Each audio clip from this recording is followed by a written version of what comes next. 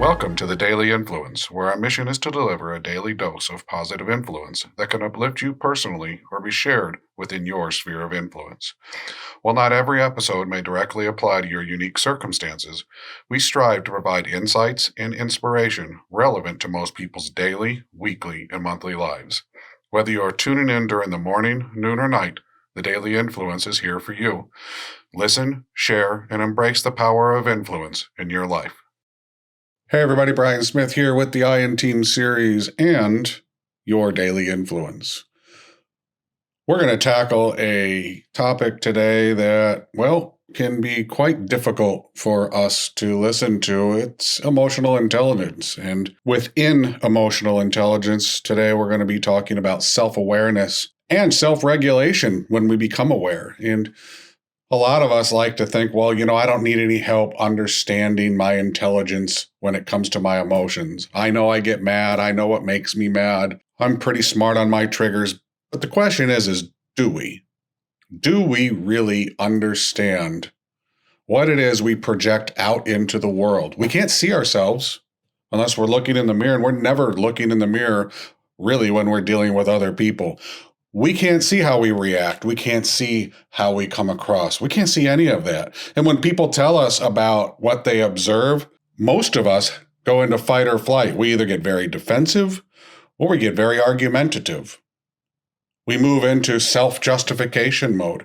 So developing some tools to increase, to improve our emotional intelligence and become more self-aware so that we can have better, more improved self-regulation, we feel is part of the entire individual, positive, responsible influence model that we're trying to teach here and practice here at the Iron Team series.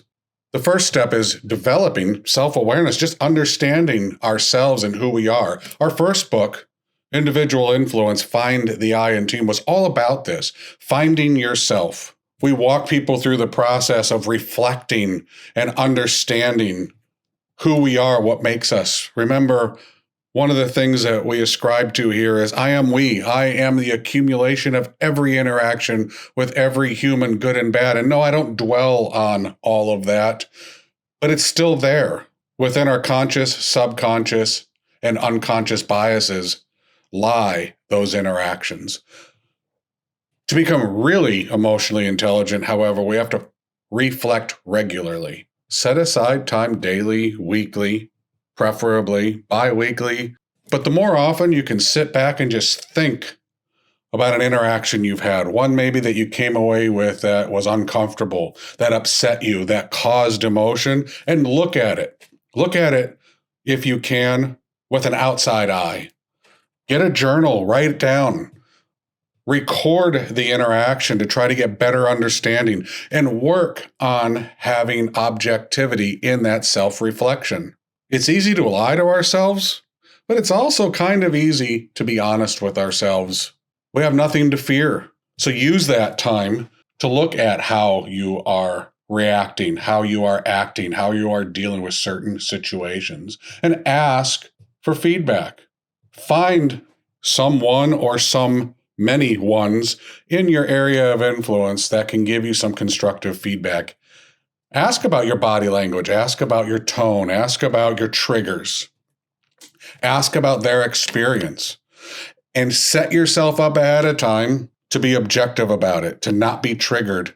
And if you can't do that, you need to walk away and come back and ask that question at a time when you can actually hear what someone might be saying.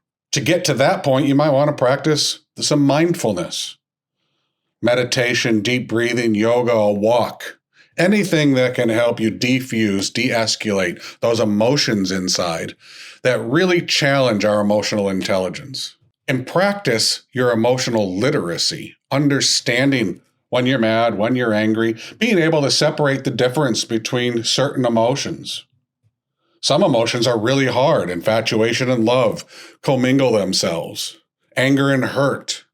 Looking at these and understanding them within your area of influence in the context of whatever situation you found yourself can be very, very helpful. But work on recognizing them and name them. Use that journal. Use that mindfulness practice Use your reflection time to go through this cycle, and you shall and will become more emotionally intelligent. And as you do that, you can begin to enhance your self-regulation. One of the first things that you can do once you've been able to practice and understand your emotions in those engaging and fluid situations is pausing before you respond. Taking a moment not to react. Establishing some coping strategies. When you feel negative emotions, what helps you diffuse them? Is it the walk? Some of us might say, you know what, for me, the best way for me to deal with these negative emotions is to fight or to run, that fight or flight that we go through as humans. But most of the time, in the situations we're talking about, and I'm not talking about dangerous situations where physical harm is involved. I'm talking about situations where there is a way to be constructive, and there is generally a way to grow and to improve through engagement with other people. You have to find a way to cope through these things. Understand the emotions and help yourself to regulate how you feel about them. Set goals about that also. Be realistic. If you've been listening to us, you know we go by SMART. We practice SMART: specific, measurable, attainable, realistic, and timely. You can practice being specific and measurable about your emotions. You can understand your ability to attain a certain level of calmness or anger or hurt. You know if it's realistic or relative to a moment, and is it the right time for you to do this? And through all of this, self-regulation includes practicing being assertive, standing up for yourself in a respectful and proper way, learning how to say no and yes, learning how to challenge in a way that is allowing for improvement and allowing for further engagement to have better context and understanding. Through that, we might learn something and find out we were wrong, or we might have something to practice and to give to somebody else. And that's the next part, is practicing, applying it, doing it over and over again, and you will fail. You will find yourself challenged through this process of dealing with our emotional intelligence. Emotions are one of the most difficult things for humans to understand and to live with in a objective and rewarding way when we're talking in the context of where we're at today. Consistently apply this practice, be aware, and apply and practice self-regulation. As you grow in that intelligence, adjust your approach. Test different things that might help you. And if you really are still struggling, get professional guidance. Get a coach. Get a psychologist.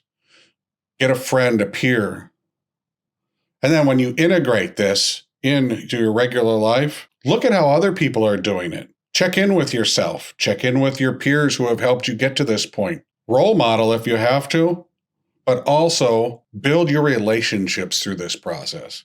Use this new level of improvement, this new level of understanding about yourself and others to help you build relationships with people in your area of influence who can help you to improve and grow.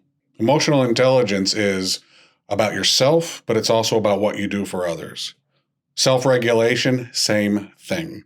So I challenge you. Be aware, regulate how you are, and be smart. Hope you've enjoyed today's podcast. We will talk to you again, I think, tomorrow. So I hope you have a great day. And remember, you can follow us on social, Instagram, Facebook, Twitter, LinkedIn, the I in Team series. Have a good day.